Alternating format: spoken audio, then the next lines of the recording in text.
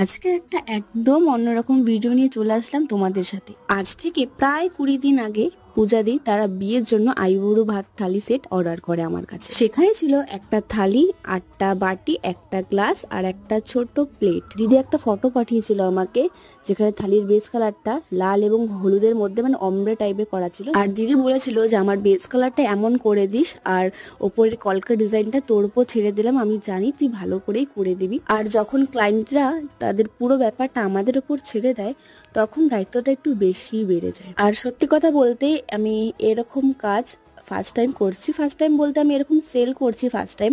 আমি আগে থালির ওপর ডিজাইন করেছি, ওটা পার্সোনালি নিজের জন্য করেছিলাম, এরকম আমি সেল করিনি। এটা ফার্স্ট টাইম বলতে পারো। দেখো এখানে আমার থালির বেস কালারটা করা প্রায় ডান।